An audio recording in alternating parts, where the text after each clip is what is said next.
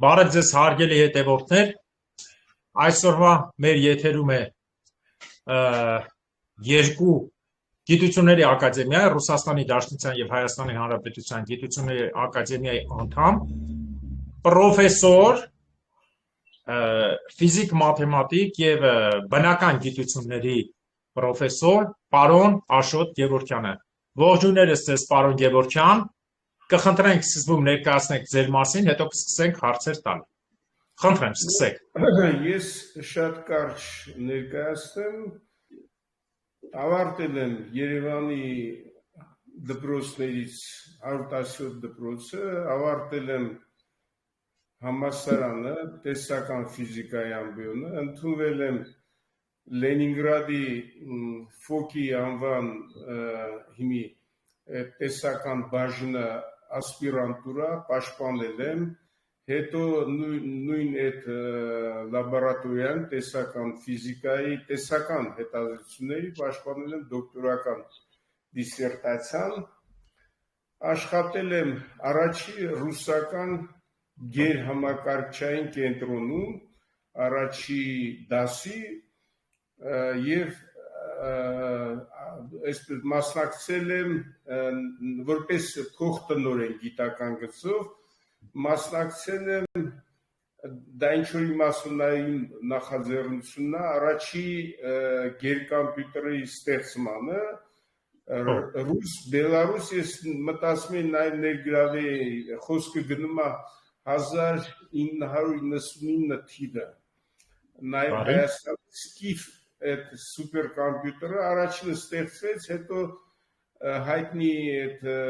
տուրբուլենտությունները բանը Ռուսաստանում բերեց նրան, որ և ինստիտուտը տեսա, որ արդեն քայքայ և հասկացա, որ ես ծնված եմ, որ վերադառնամ իմ հայրենիք, իմ ոչ միտեղ չի գրավում։ Եվ վերադարձա Հայաստան, հիմա աշխատում եմ ստեղի ակադեմիայում, այն ժամանակ ես դարա ռուսական բնական գիտությունների ակադեմիայի իսկական անդամ, որը իդեպ ստեղծողներից մեկը մեր հայրենակից խոշորագույն ֆիզիկոս Գուրգեն Ասկարյանն էր, որը ցավոք սրտի շատ շուտ մահացավ, նա, չգիտեմ, որ ֆիզիկայով զբաղվել է կամ հետաքրել է, պետք է իմանա, որ Գուրգեն Ասկարյանը շատ փայլուն անձնավորություն է եղել և պետք է երկու Նոբելյան մրցանակ ստանար, որը չի ստացել։ Իսկ ինչ վերաբերում է Հայաստանի գիտությունների ակադեմիայի, ապա խոսքը գնում է ոչ թե Հայաստանի ազգային ակադեմիայի մասին, գիտությունների ազգային, այլ մենք ունենք Հայաստան պետություն, որը ողոնում գրանցված է, որը ստեղծել է Պողոս Նուբար Փաշան, դեռևս մինչև 38 թիվը աշխատել է,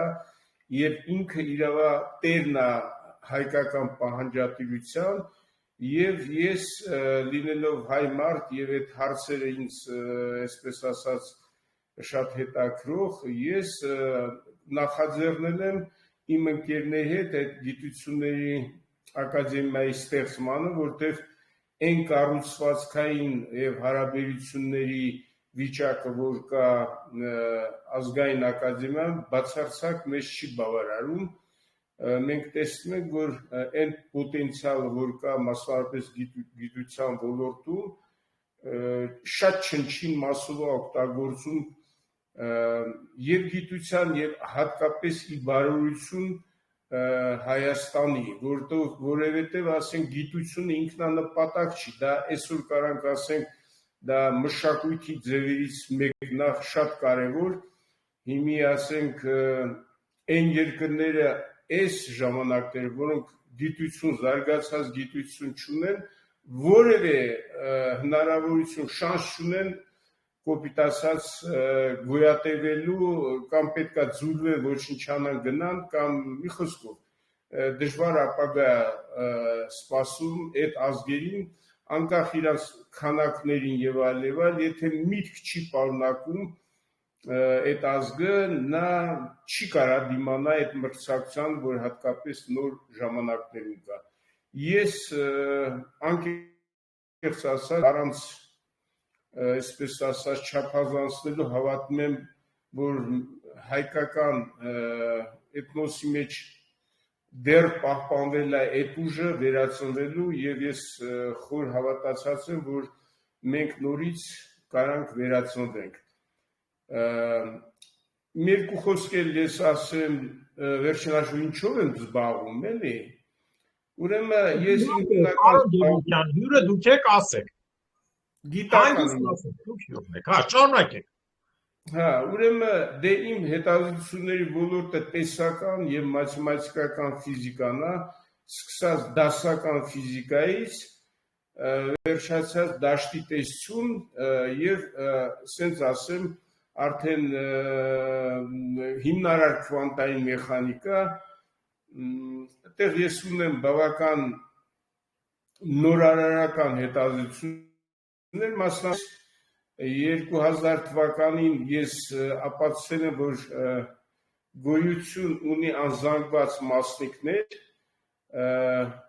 բոզե մասնիկներ մեկ սպինով,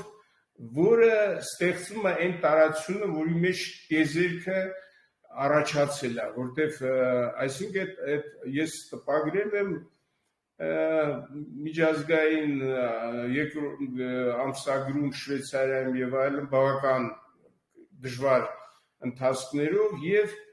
մենք հիմի փորձնական ճանապարհով ցույց ենք տվել այդ մասնիկների գոյությունը։ Այդ մասնիկները ստեղծում է մեր տարածությունը եւ այդ տարածության մեջ, որ ասում են մեծ պայթուն եւ այլը, այդ տարածությունը եղել է եւ այդ պայթունը դրա համար է եղել։ Եթե տարածությունը չլիներ ֆիզիկական, որը այդ անզանգված մասնիկներից է բաղկացած, որոնք կոչվում են էներգիայով եւ այլն, ապա որևէ պայթուն չէր լինի եւ տիեզերքը չէր առաջանա։ Տիեզերքը այն ինչ որ մենք տեսնում ենք, դա չնչին մասն է,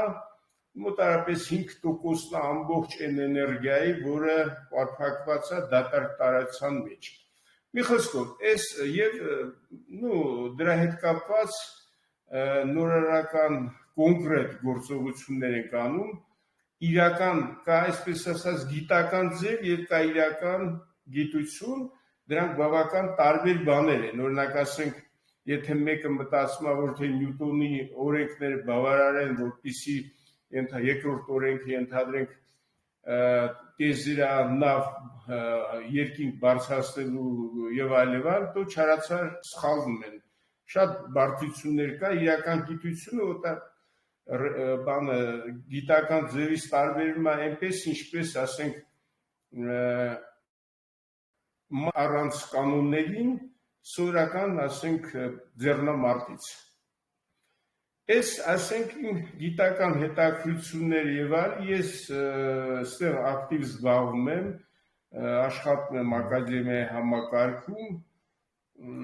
եւ միջազգային որոշ կոլաբորացիաներ բաներ ունեմ, բնականաբար, որպեսզի այդ գործերը շարունակեմ, որտեղ ցավոք սրտի ստեղ գիտությունը այն զարգացվածությունը հիմի չունի, որ Սովետ միության վերջի ժամանակները կար եւ բացի դրանից ասենք ես չգիտեմ հասկանալով թե չհասկանալով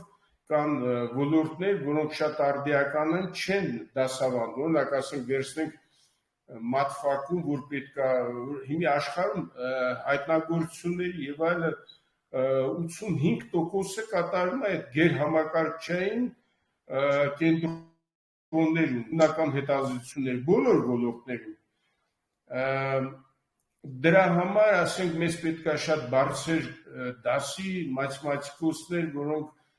ենթադրենք տարբեր ոլորտներով մաթեմատիկայի զբաղվում են, ստեղ շատ նեղ է։ Եվ դա չի լայնացվում, ասենք, ոչ թե չկան այդ մարդիկ հայկական իրականության մեջ, այլ ուղղակի առաջացել է, այսպես ասեմ, ինչ-որ մաֆիական սիստեմ, համակարգ, նույն ակադեմիա, որը նույն գիտական ոլորտում, որ չի թույլ տալի, որպեսզի, այսպես ասած, լայն զարգանա այդ գիտական ոլորտը, որ մեր համար կենսական է։ Ես օրինակ եմ բերեմ, ուրեմն մենք հրավիրել ենք եվրոպական մատուցությունը Երևան, որպեսզի ղեկավար կազմի, ծանոթանա ինչ բան է Հայաստան եւ այլն։ Ես ցողներից մեկն էի, գերմանացի պրեզիդենտ հետ գնում ենք քայլում ենք,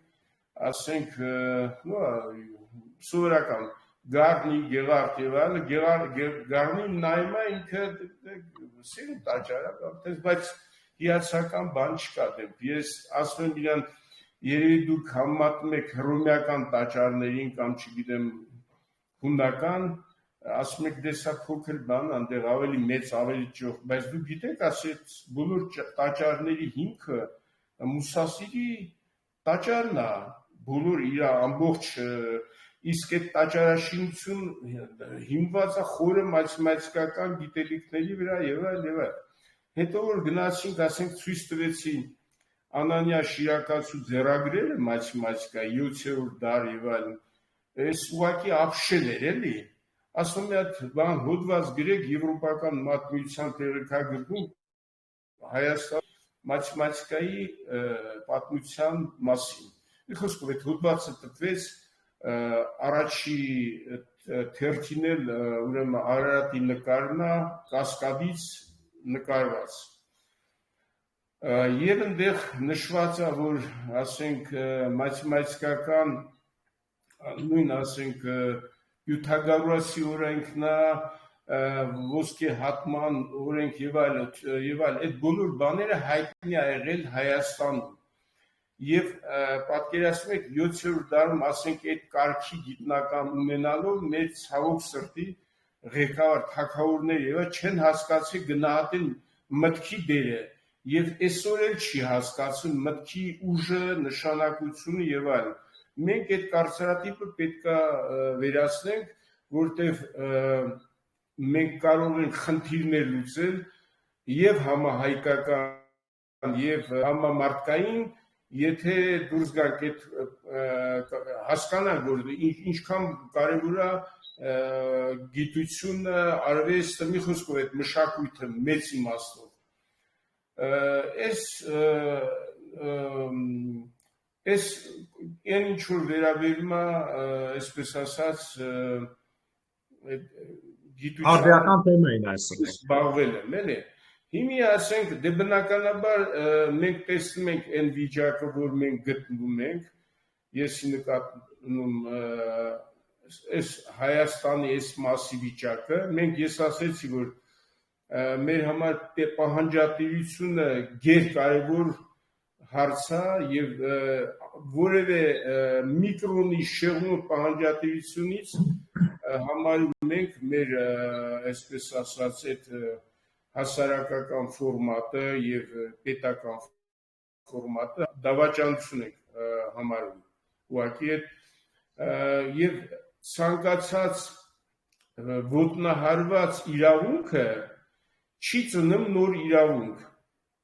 Ասենք մեր իրավունքները կոնկրետ ասենք 21 թվականից հետո ոտնահարվել են միջազգային այդ իրավունքները։ Ես մի պարոն Թադևոսյան, սահուն անցնեն երկրորդ մասին, այն ինչ որ ես հարցեր ունեմ, հավաքում եմ, դուք անցեք այնքան հարցեր կա։ Բայց ձեր նման մարդիկ հո ամեն օր մեր մոտ չեն, այնքան հետաքրքիր հարցեր ունեմ հենց ձեր մասնագիտությունից հայ ազգի մասին։ Մենք ունենք երկու հիմնարար փաստաթուղթ, մեկը դա Վիլսոնի իրավավար վճիռն է Հայաստանի սահմանները եւ այլ, մյուսը դա ազգերի լիգայի կողմից ճանաչված առաջի հանրապետությունն է։ Մնացած բոլոր փաստերը, որ մեզ փաթաթվում են ցեղասպանական գործողությունների հետևանքով եւ ստիպում են ստորագրել, մենք համարում ենք առողջինչ, կոպիտ ասած, մենք կարող է ուժ չունենք մի ընդհանրենք ձեն հանելու, բայց ցանկացած պատ ու իմանան պատրել ենք դեն շպրտենք։ Բայց ես ուզում եմ ասեմ, որ բավական ուսումնասիրելով հայկական ներուժը ամբողջ աշխարհում, իսկ մենք հավատացեք, որ մեզնից ցանկացած ինչ-որ բան գիտենք, բայց շատ քիչ մարդիկ են տիրապետում, թե իրականում ինչ ներուժ ունի այսօր հայկական էթնոսը իր այս վիճակում ինքը շատ մեծ է եւ իր հնարավորությունները մեծ է եւ այստեղ շատ կարեւոր է որպեսզի դա այսպես ասած միավորվի եւ ստեղծվի այն որ մենք ասում ենք հայք ցանցային պետություն որը գերնպատակներ ունենա եւ խնդիրները դնի մեծամասշտաբ խնդիրներ որտեղ եթե մենք կենտրոնանանք այն մասշտաբների վրա որի վրա մենք ապրում ենք այդ խորհրդային Հայաստանի տարածքը որը ինքը տիպիկ ռեզերվացիա ոչինչով չի տարբերում ասենք ամերիկյան հնդիկների ռեզերվացիայից եւ բազմաթիվ այլ ռեզերվացիայից ես նույնիսկ զարմանում եմ մեկ-մեկ մտնում եմ պետական համալսարանը դե գոլեգաներ բան տեսնում ասում ես ինչ ես ասում միթե մենք ռեզերվացիա ենք բան մարդիկ չեն կարող այսպես ասած թափ մտածել հասկանալ ինչ բան է ռեզերվացիան ինչ բան է իրական պետությունը բոլոր հնարավոր կոմունիկացիաները կտրել են դուրս են հանել ստեղծել են այդ լեռնահայաց այդ կտորը լեռնային որի վրա պետք է տեղի ունենար հայ էթնոսի այսպես բավական արագ մարուր ոչնչացումը դա է եղել կոնկրետ ռուս-թուրքական պայմանագրի հիմնական նպատակը ես ասեմ իհարկե մենք գիտենք որ եւ ռուսները եւ ռուսական եւ թուրքերը դրանք ավելի ստորադասված ուժեր են դրանցից վերև ուժեր կան այն ուժերը աշխարհակալ որոնք իրականում կազմակերպել են ցեղասպանությունը եւ ասեք ճիշտ ջուրները ասեք ճիշտ անունը Հա, դե դրանք էլ գործիք են, խոսքը գնում է համաշխարհային սիոնիզմի եւ համաշխարհային հուդայականությունը, դրանք էլ գործիք են, որոնք մի տեսնում ենք մենք արդեն իրար կողքից բռնած մորթում են, էլի։ Այստեղ մենք շատ բավական գիտելիքներ ունենք եւ ես քանի որ իմ բանով շփվում եմ իմ բնույթով շատ շփվում եմ սկսած պատմության ինստիտուտներ, ազգագրության եւ դե բնական գիտությունների տարբեր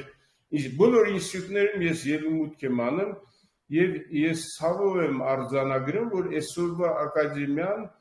նույնիսկ ասենք այն պոտենցիալը որ ունի նա 5%-ով չի ծառայեցնում պետության կայացմանը եւ դրա խնդրը ոչ թե գիտնականների մեջ էլ կա բնականաբար խնդրը բայց հիմնական խնդրը դա իշխող ուժի որ ինքը ոչ միայն տենց խնդիրներ չի դնում այդ գիտական հասարակության առջև չի դնում խնդիր ասենք ինձ պետքա այս հարցը լուծել այս տեխնոլոգիան ստանալ պատկերացում էլ չունի եւ մենք ասենք փաստորեն ոնց որ վանդակում գծված ասենք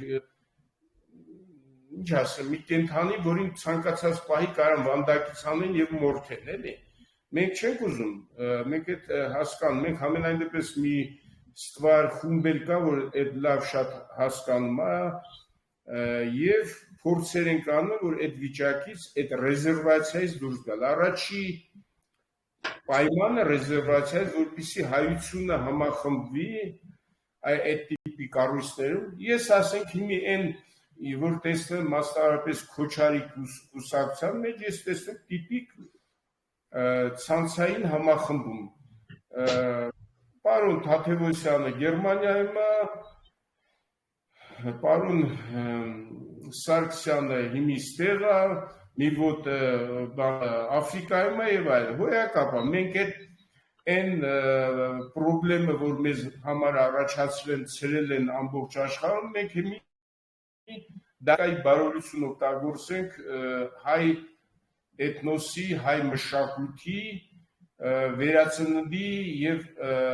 կայացման նոր ժամանակներում կայացման համար Ну, այս նախաբան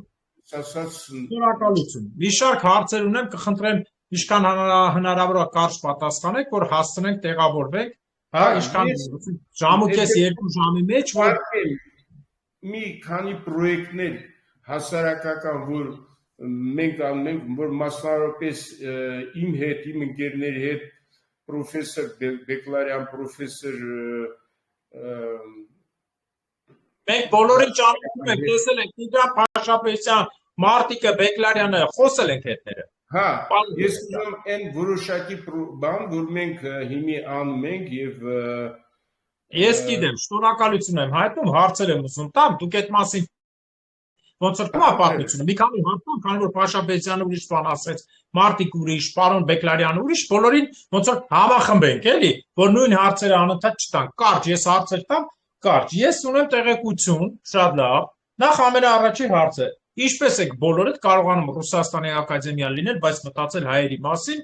ու չեք կարողանում այդ արանքը ձեր համար վտանգավոր չի, ինչ են անում ռուսները, չէ՞ որ ես գիտեմ, որ համար մեկ ճշտամին, նո, պրոդյուսերներից մեկը ռուսն է։ Ո՞նց եք այդ նայում։ Բանը Գագիկ ջան, լավ չհասկացա հարցը։ Դուք Ռուսաստանի գիտությունների ակադեմիայի անդամ եք, բոլորդ։ Ո՞նց եք նայում այս հարցին, որ սենց ազգային խոսում եք, ռուսից չեք բանանում, ռուսը չի ընկնում ձեր հետևից։ Ուրեմն ես այն օրը իմ գործընկերը հիմի, ուրեմն ռուսական ակադեմիայի իսկական անդամ, անուն ազգանուն չտամ, որտեվ հիմի ասենք ինքը շատ բարձր ասի, մաթեմատիկոս է, ես ցավոք սրտի ստեղ այդ մակարդակի մաթեմատիկոսներ, այդ խնդիրները, որ ես անում եմ լուծելու համար չեմ կարող ճան, դրա ստիպված համագործակցում ենք, էլի։ Դες խոսում ենք, ես մեկ էլ ասի ես բանը, ասի հրավիրել են Ֆրանսիա, Պուանկարեի ինստիտուտ բան անելու համար, դասախոսություն կարդալու, ասեց Ֆրանսիան մեր թշնամին է։ Ասի լսի, եթե մենք տենց նայենք, դուք էլ մեր ոխերին թշնամին եք։ Ինքը իրենք 40 տարի գիտենք, էլի, հասկանում ես։ Ասի, բանը, ես շատ լավ տեղյակ եմ, որ պատերազմը կազմակերպվել էր այս Արցախյան Սանթի պատերազմը դուն բանը ռուսական գլխավոր շտաբի եւ թուրքական շտաբի միացյալ պլանավորմամբ, որի մեջ իհարկե մեծ դեր է նաեւ կատարել Իսրայելը, նույն այնտեղ մանր-մունդեր դերեր այդ բանը եսի նկատեմ Պակիստան, Ուկրաինան էլ որոշ դեր, ասենք, զինամթերքներ վաճառել, Բելարուսան էլ ընդհանրենք այդ բոլոր սիստեմներ, Սլովակիան էլ վաճառել,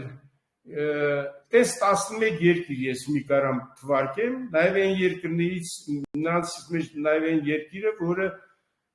հիմի ոնց որ թե մեր կոպիտ ասած պրովայդերն է Եվրոպայում։ Այս բոլորը մասնակցել են, մենք գիտենք դրանց մասնակցության չափը եւ այլն, ես բացահայտ ասում եմ, իրեն ընդորում այդ անձը, որի հետ ես համագործակցում եմ, ինքը բացի գիտնական լինելուց շատ բարձր ռանգի չինովնիկ է, որը մուտք ունի առաջի դեմքի աշխատասենյակ։ Ես ասում եմ, դուք դավաճան եք, քաղաքակրթական դավաճան եք եւ դրա համար խիստ պատժվելու եք։ Եվ այդքանով բավարարվում են ձեզ թողնում։ Ինքը փորձում է դա վերածել Փաշինյանի բան եւ այլ, ասում եմ, լսեք, այդ ծիծաղելի բաները ամոթել է, ինձ տենց բան եք ասում։ Ուզում ասեմ, ես իմ խոսքը ասել եմ եւ դրա համար ես 2000 թվականին, երբ որ ասենք ինձ առաջարկում էին բնակարան քաղաքացիություն, ես հասկացա, որ ես իմ բնավորությամբ չեմ կարող ապրել, վերցեցի, ճղեցի ու մի օրում թողեցի եկա։ Էսենց, բայց դա չի նշանակում, որ ապագայում ուրիշ, այսպես ասած, ֆորմատներով համագործակցություն չենք ունենա այդ պետության հետ, պետքա պետությունը, մենք մեր սխալը նա եղել, որ ըստ էության ռուսական կայսրության ծրագրի հեղինակները մենք ենք եղել, եսի նկատեմ հայերը։ Այդ ես որ ասում եմ, մենք այդ շատ խորը անալիզ ենք արել, այդ գնում է հասնում մինչև Վասիլ կամ Բարսեղ աշխարհակալի ժամանակները իրականում այդ հայկական ծրագիրը էր, այդ գնում է 585 թվականը, երբ որ Սմբատ Բագրատունին առաջին Կիևի տարածքում ստեղծել է։ Մի շատ չխորանանք, ես ասեմ, բայց մենք մեր մեծ սխալ ունենք, որտեղ մենք չենք տեր կանգնել մեր այսպես ստեղծածին։ Ասենք գնացել ենք,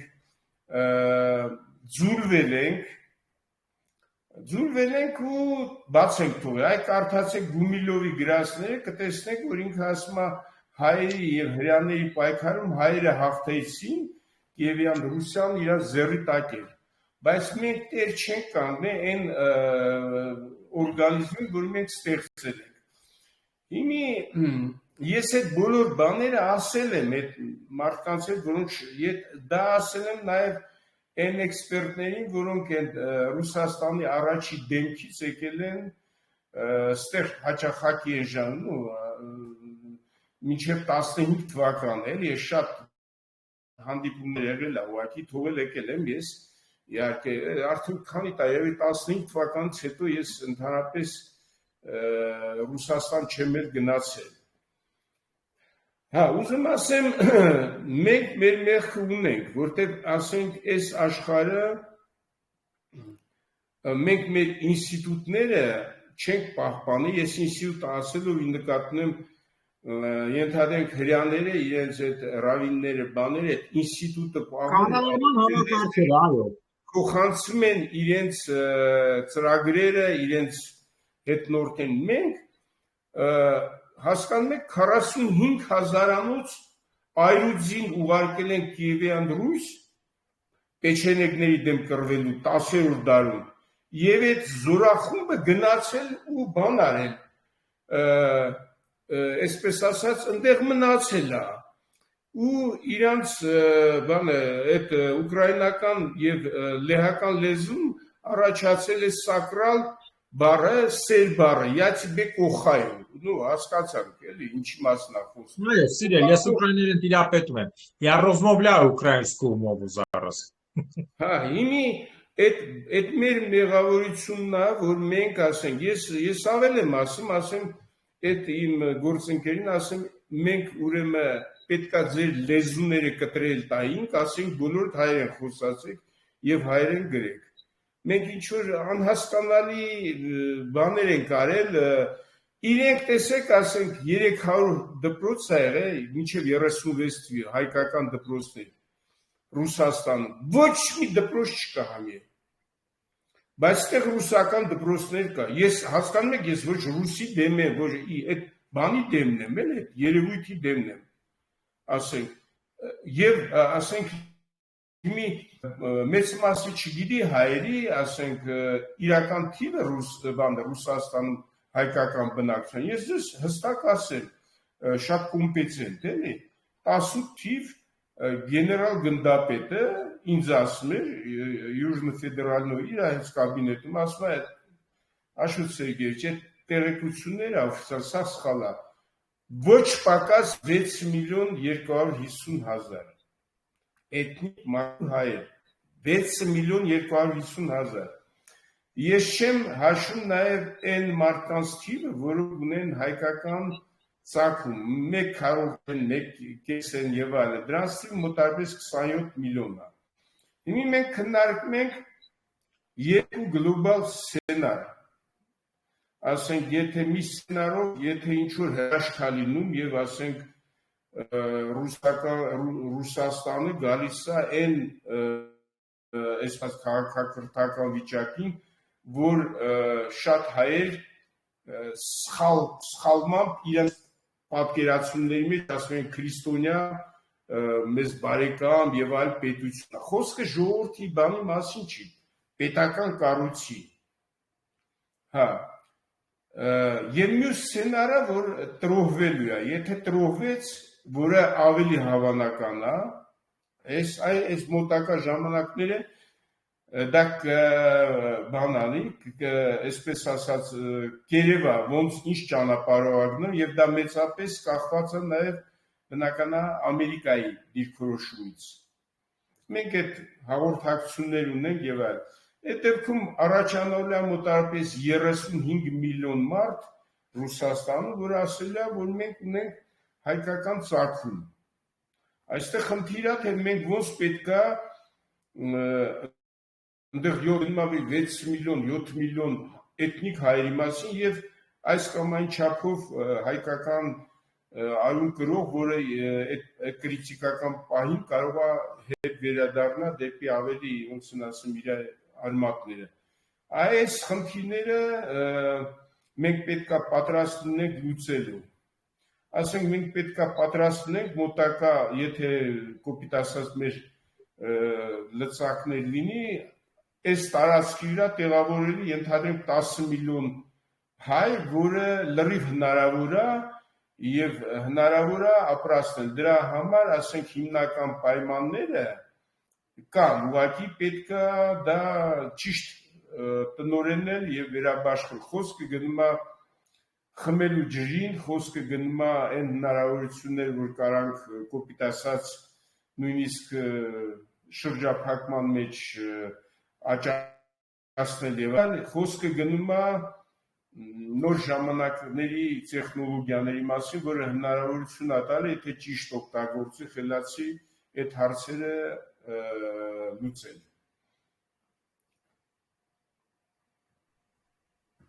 Վերջացրեք, պարոն Գևորգյան։ Հարցը շարունակեցիք։ Մի հատ կարճ հարց եմ ուզում տալ։ Օրինակ, ինձ կան շատ ֆիզիկոսներ հոյակալ, որ ներկայացրեցին, որ մեր Հայաստանում գտնվում են շատ գաղտնի տեղեր։ Այսինքն տիեզերական կենտրոններ, բացի նայելու տեղից հատուկ տեղեր, որոնք ժամանակին քուրմերը օգտագործել են որպես տեղեր, դրանց մի մասի տեղը եկեղեցի է եղել, մարդկա անընդհատ բացածայրում է, որը իմ համար ազգի թշնամությունն է, որտեղ դու իրավունք չունես այսօրվա վիճակում բարձրաձայնես այն ինչ կա Հայաստանում, տիեզերական այդ կառավարման կենտրոնները,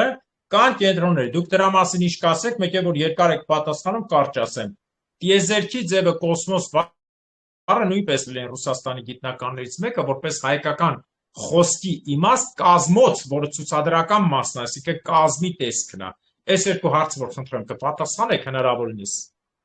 Դե ուրեմն ես ուզում եմ ասեմ, որ երևի մեծ մասը տեղյակ չեն, բայց ես այդ ոլորտը բավական լավ գիտեմ, այսօրվա Ռուսաստանը, որ գոյություն ունի, դա ի հաշիվ մասնավորապես միջուկային զենքի, մարտագլխիկների եւ այլն։ Ուրեմն ես ամենայն պատասխանատվությամբ ասում եմ եւ իրենց ասել եմ եւ Պուտինի խորհրդականին ասել եմ, ստեղ Երևանում իհարկե։ Իսկ մինչև այդ Պուտին կոչեցյալը ես երբ մուտք եմ ունեցել Չեռնամերձինի մոտ, Կասյանովի մոտ, որի դեպ կիսով հայեր եւ հայերեն լավ խոսում էր Կասյանովը, Պուտինից առաջ, որին ինքը լիկվիդացրեց, դուրս շպրտեց, էլի։ Կասյանովը հիմա պատասխանատանի պատերազմի գծի համար։ Հա? Պատերազմի գծի համար է պատասխան տալիս, Պուտինի մոտ գործը պատասխաներ տալիս Ռուսատոմի համար։ Հա, չէ, կներես, այնի Կիրիլյոնկոնա, Կասյանովը, ներողություն։ Կասյանովին ճանաչում։ Էսա կասեմ, ուրեմն ես բերում եմ ակադեմիկոս Սախարովի խոսքերը, ինձ չեմ հնարում, էլի, հայերի ներդրումը միջուկային այս հովանոցի ստեղծման Սովետ միության մեջ ամենաշատն է, խոսքը գնում է 65-70%-ի մասին։ Ես ասեմ, որ առաջի գլխավոր բանը տնօրենը այդ գործի եղել է Աբրահամ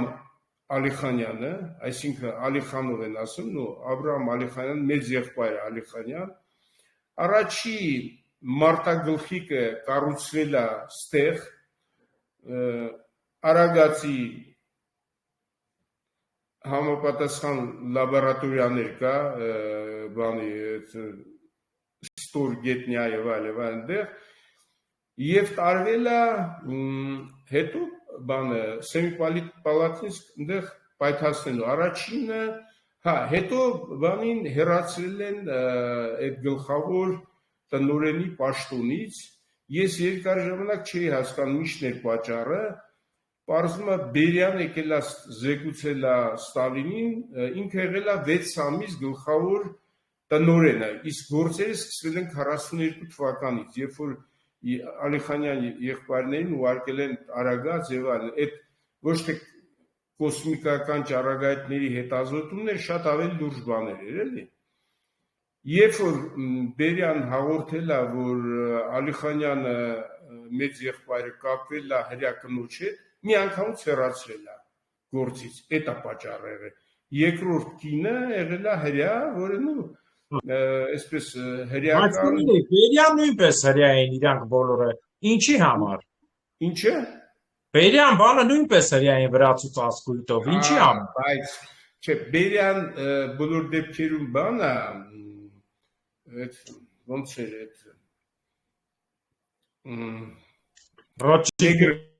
Մեգրելը մի կողով, հա, Լավրենտինը մի կողով ջհուտել, մի կողով մեգրել։ Մեգրելն է, իսկ եթե դուք բանանեք, հետազոտեք, իրանց ասում են երկրորդ սորտի հայեր։ Հենց որ վրացիք ասում են երկրորդ սորտի հայեր, բայց իրանց մեջ ջհուդական գիծ կա, որտեղ ես էլ պակաս չեմ շփվել Մոսկվայի հատկապես հայերի մեջ է շատ ջհուդական գծեր կա, եւ ընդհանրապես դրա համար եմ ասում, գիտեմ, դրա համար եմ ասում, ինքը ինչի չթողեց ջհուդ կնոջ հետ, որ Ամերիկայի հետ չկապնվի, ասեմ, որտեղ ընդեղ շատ խիստ էր դրված, էլի, ով որ այդ գծից հեռանում էր, ուղղակի գլուխը պոկում էին, ինքը զեկուցել է, Ստալինը միանգամից հեռացրել է Ալիխանյան, բայց երբ որ բերեցին փորձարկման Շոլկինը, որի իսկական ազգանունը Մետաքսյան է, ինքը Ալիխանյանից հետո դառավ բանը գլխավոր է, էլի, այդ Կուրչատով բանը, մնացած բաները երկրորդ, գլխավորը ինքն է եղել, իր մասին շատ կարամ, այսպես ասած, խոսեմ, ասեմ, որ ինքը փորձեց, չպայթեց ռումբը, իսկ այն ժամանակ չպայթելու համար բոլոր այդ ամբողջ խմբին կարային գնդակարեին։ Ասում եմ, վախից ուղղակի այդ ինժեներներ, բաներ, որ այնտեղ փորձարկմանն են եղել, իրենց տակ թռչել են բոլորը։ Բայց բանը Շոլկինը ասել է, որ պետք է բանը Աբրահամ Իսակովիչի հետ խոսամ, Ալիխանյան մեծ եղբոր։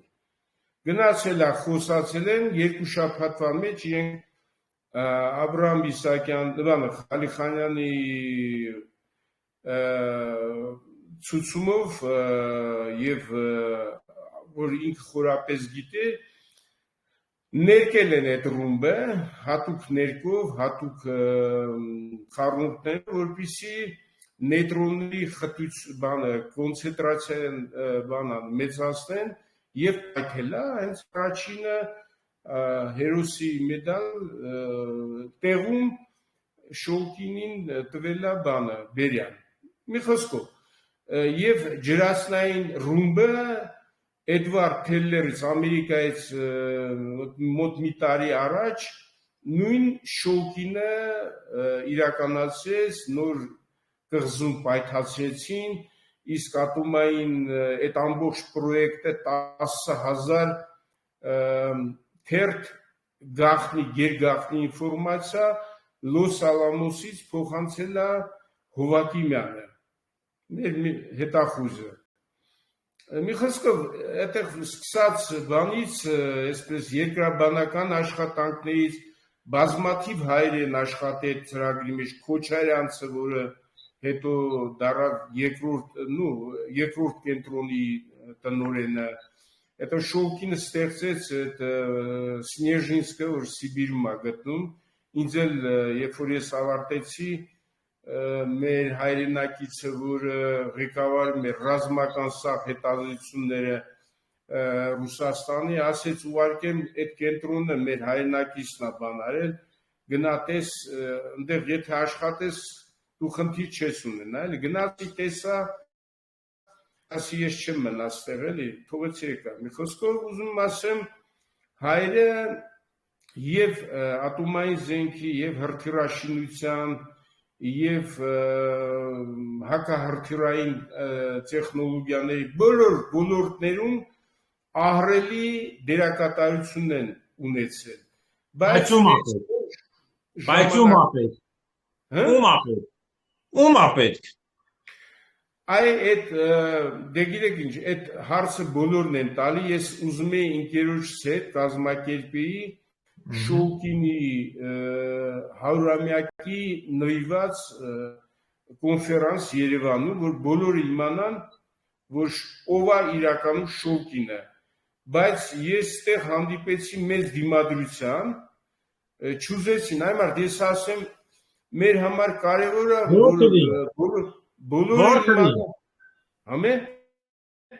Որթվին, Արտյոմ Կասպարյան անջատեք ձեր վիդեոն, կրկին է անգամ եմ ասում, էլի եք դուք են անգամ արել, Արտյոմ Կասպարյան անջատեք վիդեոն, ձեր հեռախոսնա, կամպյուտերնա, փչացածա, ինձ ցույց տալի, անջատեք լրի, թե չէ ես կփակեմ էլի, հետո կխնդրեք, որ բացեմ, նորից եմ կրկնում, ընդհանրապես մի բացեք, ձեր մի տվեք ձեր կամպյուտերին, ձեր վիդեոին, չէ էջից էլի կհեռացնենք, միամիտ մի արեք, 10 անգամա նույնն է, քանի անգամ կարելի է կրկնել, խնդրեմ, կներեք, պարոն Գևորգյան։ Հա, ես ուզում եմ ասեմ, որ մի կողմից ճիշտ հարց եք տալիս, մյուս կողմից մենք պետք է հասկանանք, որ հայության մեջի այն մեծ ներուժը, որ կա, ինքը փոքր մասշտաբների վրա նա կամ պետք է դեգրադացիա լինի, կամ պետք է փախնի մեծ մասշտաբները, մենք պետք է ապագայում մտածենք, որպեսզի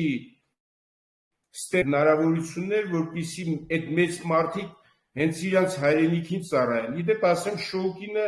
փայլուն տիրապետել է հայերենին եւ այդ ինքը գերգախնի, ամենագախնի անձն է եղել եւ ուրեմն Ալեքսանդրովը ԽՍՀՄ գիտությունների ակադեմիայի պրեզիդենտը մահանալուց առաջ կանչել է երեխեքին իրեն Շոուկինի, ասել է, գիտեք ինչ, ես կմահանամ, կգնամ, բայց ես չեմ կարող չասեմ, որ ձեր հայրը եղել է հայ։ Իրանք չեն էլի մաց է երեխեքը, որտեղ թույլ չի տված եղել էլի, բավական խիստ ռեժիմներ ա եղել։ Հա, եւ երբ որ մենք ուզում ենք դա իրական այստեղ կազմակերպեինք, այն ժամանակ Մեդվեդևն էր պրեզիդենտը, իմացել էր,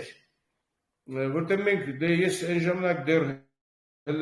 էի Սանկտ Պետերբուրգում էի, ընդդեղից ենք ուզում կազմակերպեինք, ինձ հատուկ կանչել էին, ասել էին, տես բան հանգարց չանեք, եւ դիմել էին ստեյ ակադեմիային բանին, մի խոսքով որ թույլ չտան,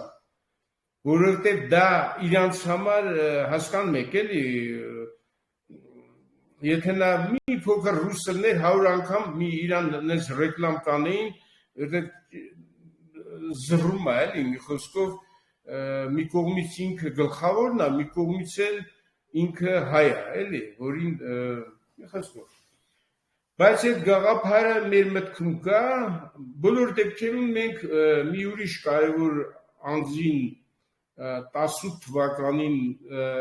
որը եղել է 20-րդ դարի 3 խոշորագույն մաթեմատիկոսներից մեկը, խոսքը գնում է Էմիլ Արթինի մասին, որը հայ է, բայց որը գիտական հրապարակության մեջ չգիտեմ ինչի ընդունված է հաշվել, որ հրեա է։ Ինքը ժամանակակից հանրահաշվի ստեղծողն է, ինքը ահռելի դեր ունի ժամանակակից մաթեմատիկայի զարգացման վրա, Պրինսթոնի համալսարանի ամբիոնի վարիչ է եղել, որի մոտ բերել են Էյնշտեյնը, որ տեղավորվել է իր ամբիոնում եւ այլ։ Մենք 18 թվականին նշեցինք 120-ամյակը եւ ամբողջ աշխարհը իմացավ, որ այս մարդը հայ է, ես օրինակ իր հետ կապված կոնֆերանսներում եղել եմ կռվի մեջ եմ ենք եւ բոլորը ասում էին հրեա, ինչ ես բան անում։ Իսկ իրականում իր կինը 1/4-ով հրեա է եղել, կինը։ Բայց իրան արդեն բան էին, հրեա են համարում։ Դե մենք ուզում ասեմ, պետք է այդ մեր արժեքները, դա էլ է պահանջատիրության խնդիր էլի, մենք չենք կարող հրաժարվենք, մենք բոլորը պետք է իմանանք մենք ինչ զարմիցենք եւ ինչ կարանք անենք։ Ես այդ առաջի դեմքերին ես ասեցի, որոնց հետ շփվել եմ, որոնց խորհրդական եմ, ես ասել եմ դուք այդ ոսկե հավից զրկվեցիք, դուք հələ գլխներիդ շատ եք խփելու, հիմի տեսեք, դե ես չեմ ասում այդ հրթիռաշինության մեջ ահռելի ավանդը էլի հայերի, ուրեմն այն ձևիա թալանվե այդ բանը ռուսական Ռոսկոսմոսը, ռուս ատոմը եւ ես ներկայացրել եմ թվերը 4 տրիլիոն։ Ինչ է? 4 տրիլիոն ես ներկայացրել եմ։ Թալանից։ Հա, թալանից բացի ամբողջ թղթերը, ինժեներական գծագրերը, բանը բոլորը գողացված տարված են հрьяաների կողմից։ Բոլորը։ Հիմի իրանք գնում են պատկերացնում եք առաջին երկրորդ ավիոնիկայի երկիրը, որի հրթիռները, ծանր հրթիռները շատ ավելի հզոր ու լավն էին, քան բանը ամերիկյան եւ այլն։ Հիմի բանը դրոնները գնում է բանից, Պարսկաստանից, Իրանից։ Այսինքն այդ խաբատ կոչեցյալ այդ հրեական աղանդը, որ ամբողջովին գրավեց վերջնականապես այս նոր ժամանակներում այդ պետությունը ինքը որպես այդ այն ворթերը, որ մտնում են, ասենք, պտղի մեջ են, մի տեսակ կատաղած ворթերը ինքը ամեն ինչ խժռում է, այդ կոչվում է բուլեմիա։ Ոչնչացնում են այդ պետությունը, ես չգիտեմ, այդ ինչ հրաշքով պետք է փրկվի։ Հայրին հեռացնելով այդ ապարատից բանից, որը իրանք հрьяաները տարբեր աղանդների հрьяաներ կան կազմակերպված դուրս մղեցին, իրանք բերեցին այդ երկիրը կործանման։ Ես արդեն ես ուզում եի անդրադառնայի նաև դե որտեղ գործի բերումով դրանց հետ շատ ենք շփվում, իրանք շատ տարբեր են, ուղղակի իրենց այդ կազմակերպող ուժը եւ իրենց մոտ շատ շերտավոր են, էլի հрьяաները։ Դա ասք չի, դա ուղղակի կրոնական պաշտոնու կրոնական չէ, առևտրական խումբ, ես միշտ ասում եմ։ Դե այդ բոլորը շաղաղվում է կրոնական բանով, էլի, դա թե չէ արունակցական, ասենք աշքենազները սեֆարդների հետ կապ չունեն, ֆալաշները նրանց հետ կապ չունեն, մի խոսքով։ Իմ համար չկա կապ չունեն, իմ համար կա այնպիսի տեսություն, որի մեջ ես էլ բավական ծանոթ եմ, որ իրանք ինչ է լինի, իրար հետ կապ ունեն, ոնց որ Ղարաբաղյան կլան է, էթնիկ արցախցու հետ կապ չունեն, բոլորը, բայց կլանը, որ ստեղծվեց արցախցի Քոչան Սերժի ղեկավարությամբ, Քոչանի ու Սերժի, մտնողները մեջը թե Հայաստանից են, թե Հայաստանի շրջաններից դառան Ղարաբաղյան կլան, նույնն էլ իրանց կա։ Ես իրենց շատ եմ շփվել ու էլի շփում եմ ցավոք սրտի ինչի համար, հեսա կգրեն տակը, Գագոն ջրու դամասն, չէ, իրենք շատ են փորձում բան ասել, բայց ես միշտ չեմ ընդունում։ Իրանք զարմանում են, որ ցանկացած թեման բան անենք, որտեղ մեզ ավելի կարևոր թեմաներ ունենք։ Ես հիմա կարևոր թեմա եմ ձեզ կարճ ուզում ասեմ, վերջինը ու մարդիկ հարցան, որտեղ երկար խոսացվեց, կարճ հարցերին, կարճ, դուք ասում եք, որ Ազգերի լիգայի օրենքը, Ազգերի լիգայի կոնկրետ որ օրենքն է ձեզ տիպում, Վիլսոնին թողեք գնա, այդ մարդը մեռելա, ոսկորը չեն թողում հանգստանա, ով քնիցելու Վիլսոնը մի րոպե կներեք, էլի։ Պարոն Գևորգյան, շատ ներողություն, ով քնիցելու Վիլսոնը ասում։ Այն բևերը Վիլսոնի նկարը առած թորներով գնում խափում։ Էլ չասեմ մյուսները, անուններ չտան, բան չլինի։ Մեկը Գերմանիայից, մեկը ստից քնացելողը Վիլսոնը ասում։ Թողեք Վիլսոնը հələ մնա։ Վիլսոնը իրավարար վճռը չեն հիմի Ազգերի լիգայի որ հոդվածն է, ըստ ձեզ կոնկրետ որի վրա կարելի է հիմնվել, որ ընդունված է նաև ՄԱԿ-ով, գիտեք։ Ուրեմն ազգերի լիգան միայն Հայաստանն առաջ հանրապետությունն է ճանաչել իր սահմաններով մոտավորապես 74,000 քառակուսի կիլոմետր տարած եւ Սևծով երկով, փոքր երկով, բայց հիմի դա ես հասկանում եմ, որ մենք իհարկե եթե լավ կներ ուժ ունենայինք, բան անենք, բայց տեսեք Ադրբեջանը առանց 5 երկիր է։ Ինքը ոչ մի հիմք չունի։ Նոր մի քիչ առաջ նշեցի, որ խախտված իրավունքը նոր իրավունք չի ծնում։ Այսինքն Ադրբեջան պետությունը պետք է անհետանա, ոնց որ ստեղծվել է համապատասխան ուժերի կողմից, նույնն էլ վերաբերում է թուրքերին, որտեվ այդ տիտղոսը այդ տարածքների վրա պատկանում է հայերին, եւ մենք հիմի գործ ենք անում, դուք որտեվ գիտեք ինչ, ամեն մարդ է կպնում սուրբ գաղափարը կարա փչացնի, էլի։ Այո, ես ասացի հենց այդ է, պարոն Գևորգյան։ Բայց ես նոր, հենց նոր պարոն Սարգսյանն էլ տեղյակ է, մենք խոսացել ենք 3 ամերիկացի գեներալների հետ ստեղ, որոնք արդեն 7-րդ անգամ են գալի Հայաստան գնում։ Ուրեմն այդ հարցերի շուրջ եւ ես բկա չէի ուզենա, չգիտեմ, էլի ասել, բայց չէ, մի բարձրացնեք, վերեկետի չէ։ Ես ուրիշ հարց տվեցի, դուք ուրիշ եք պատասխանում։ Ուզում եմ ասեմ, այդ թղթերը, հենց որ մենք ոտքի կանգնենք, իսկ մենք ոտքի ենք կանգնելու։ Այնց ուժ է ստանալու, որ ոչ մեկը չի կարող մեզ որևէ բան անել։ Մենք այդ դեպքում ուժով ենք իրականացնելու։ Եվ ասենք այդ թղթերը չպետք է թերագնահատել։ Հիմա ես ուզում եմ անդրադառնալ ամենակարևոր հարցերից մեկը, որը մենք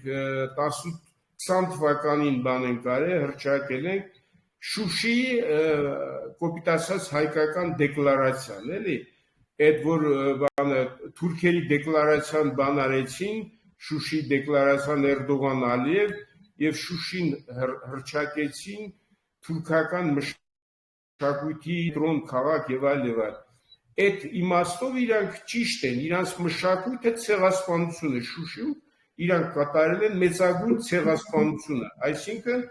եւ բանը եւ մշակույթասպանությունը։ Շուշիում դուք չեք կարող գտնել մի հատ նշանակալի շենք, որը թուրքի ձեռով կառուցված չկա, այդպես բան գոյություն չունի։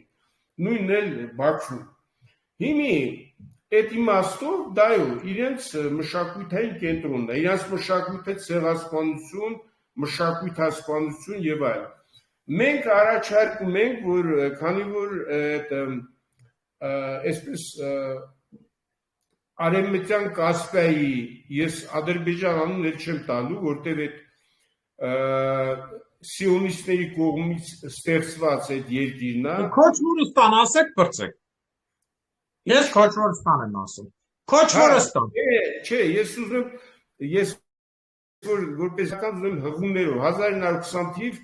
երիտասարդ Սիոն Վեննա տպագրել են այդ բանը ստեղծելու համար, իրանց գաղափարն է տեսեք ինչ հետևողականությամբ իրականացրել են 1936 թվականին նոր կոչվել է Ադրբեջան։ Այո, գիտեմ։ Կոչվել է Ադրբեջան։ Հիմի, այսինքն նա ազգերի լիգայի կողմից չի ճանաչվել այդ պետությունը։ Բացի դրանից իրենց առաջի քարտուղարը ճանաչել է Արցախը եւ Նախիջևանը Հայաստանի անկախտանի մաս։ Այդ սաղ թղթերը, այդ բոլոր թղթերը կա։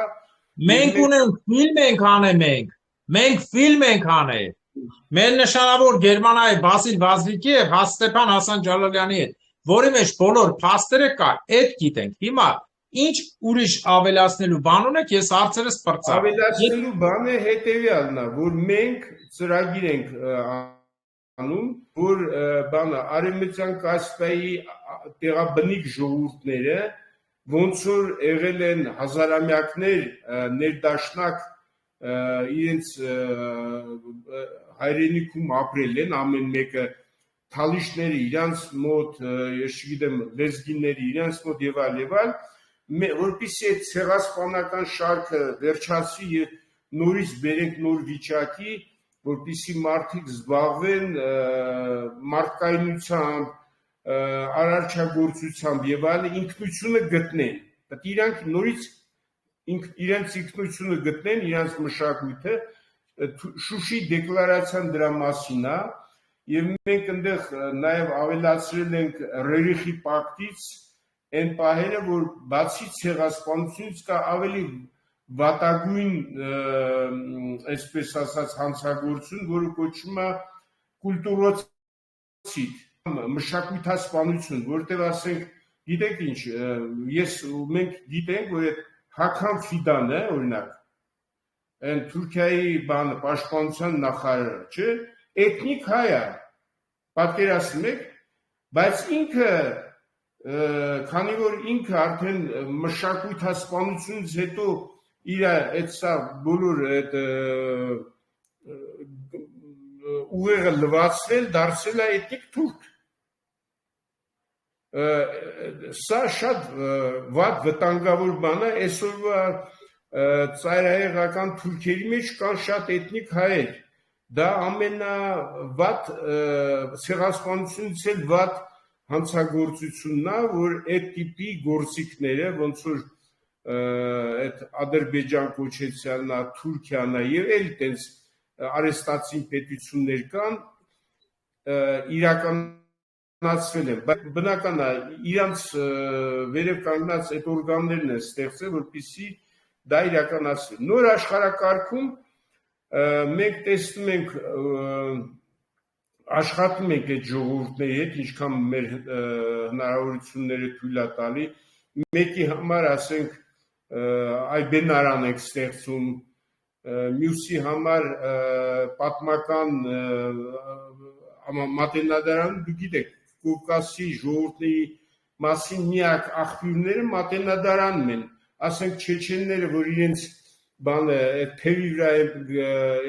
իրենց հատուկ նշանակության ջոկատները Ուրարտույա գրում եւ ասենք իրենք Նժդեի ցեղակրոնը վերցնում են իրանց մոտ դասագրքերով սովորացնում են, հա, բայց ուրեմն իրենք պետքա, այսինքն ինչ որ ձեւով իրենք էապես կախված են կամ մենք պետքա օգնենք, որ իրենք, ասենք, այսպես ասած, ինքնություն իրենց գտնեն եւ մեր հետ կազմեն այն վիճակը մարդկային հասարակության, որը եղել է, ասենք, ենթադրենք Արարատյան թագավորության ժամանակ։ Ես չգիտեմ, այստեղ դիտողներից ով է եղել Կովկասի լեռներում բանում, ես այդ բանից, այս կողմից մինչև բան այդ Կասպից ծովից այդ սաղ լեռներով մինչև Սև ծով այդ լեռնաշղթայով անցել եմ գյուղերով, բաներով շփվել եմ, տեսել եմ ով Արմենոյդ, ինչ գյուղը հայկական արմատ, շատ է, աներևակայել շատ, այսինքն Արարատյան թագավորության ժամանակ այդ բոլոր լեռնանցքներում հայկական զորախմբեր են նստած եղել, որոնք պաշտպանել են եւ մեզ այդ ժողովուրդներին եւ ասենք ես մի հայտնի քաղաքական գործիչ կա Գերմանիայում հազար ներողություն այդ մարդիկ հայ չեն դառնա մեսքի Հայաստանում մարդիկ մի րոպե չէ լավ չհասկացա ես չեմ ուզում որ նրանք հայ դառնան ես ուզում եմ որ նրանք գան այն վիճակին որը այն ժամանակներում մենք լավ համագործակցել ենք եւ հայերը եղել են այդ բոլոր ազգերի մեջ կապակցիչ կամ կոմունիկատոր, այսինքն կոմունիկատորը առևտուրը չի, դա մշակույթ բան եւ այլ այդ մարդկային հարաբերությունները բան, ամբողջ այդ չերկեսական այդ ահռելի տարածքի վրա հայերը բոլորի հետ լավ հարաբերություններ տալ, առնել եւ այլ նույնիսկ ամուսնություններ բաներ են եղել։ Սրա մասին է խոսքը, ես չեմ ոչ մի ուժն է ծնում իրավունք, ուժը տունեցար խելոկանան, չէ, կարճ։ Լավ, հարգելին է, շնորհակալություն, պարոն Գևորգյան, որտեղ ժամանակը արդեն բան է, մի ժամ 5 րոպե խոսել ենք, մի քիչ կարճ։ Ես հարցեր չունեմ, ով ուզում է հարց տվեք, խնդրեմ։ Բարև ձեզ, կարելի է։ Բարև ձեզ։ Մի վարքյան ով ասեց Արմենը, հետո հարց տվող կար է։ Մի վարքյան Արմեն։ Խնդրեմ Արմեն, հարց տուր։ Ողջունում եմ բոլորին, հարգարժան պարոն Գևորգյան, երկու կարճ հարց ձեր թույլտվությամբ։ Խոսեցինք սոցիալ ինժեներինգի մասին, ինչը որ անհրաժեշտ է այս պահին, ամենակարևորագույն կետերից մեկն է Հայաստանի հայ ազգի վերածնման համար, դա սոցիալ ինժեներինգն է։ Ես կցանկանայի, որ դուք որպես մասնագետ, որպես գիտնական գնահատական տայեք եւ զուգահեռներ անցկացնեիք Ժակ Ֆրեսկոյի Վեներայի պրոյեկտի իրականացման, այսինքն massամբ իրականացման մի քանի կետ դե բնականաբար ազգին չի կարող վերաբերվել, դա առանց սահմաններ պետությունն է եւ այլը, բայց ինչը վերաբերվում է սոցիալ ինժեներինգին, ինչը վերաբերվում է կրթությանը եւ ինչը վերաբերվում է նորագույն տեխնոլոգիաների օգտագործմանը այնպիսի փոքր երկրում, ինչպիսին Հայաստանն է, ես կուզենայի ձեր զուգահեռը իրականության հետ անցկացնեիք, թե ինչպես կարելի է դա ադապտացնել մեր երկրի համար։ Եվ լավ, այս հարցին պատասխանեք եւ ձեր թույլտվությամբ երկրորդ հարցը։ Հա, շատ լավ։ Ես իմ գործի բերումով զբաղվում եմ տարածաժամանակային ինժեներիայով։ Ես, ասենք, գիտեք, Էյնշտեյնի տեսությունից հետո առաջացավ գաղափար տարածաժամանակային ինժեներիա, տարածության ժամանակի մեջ տեղաշարժվելու եւ այլ, բայց դա դեռ շատ ուտոպիկ է։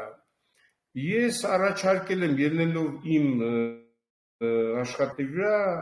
ռեալիստիկ, ես արդեն ռեալիզացրել եմ, ցույց եմ տվել ոնց կարելի է տարածաժամանակային ինժեներիա, դա ինչ է տարածության հատկությունները փոխել, որտեղ տարածությունը դատարկ չի, նա անզանգված մասնիկներից, հայոններից է կազմված եւ այդ ճանապարհով կարելի է, ասենք, այն տիպի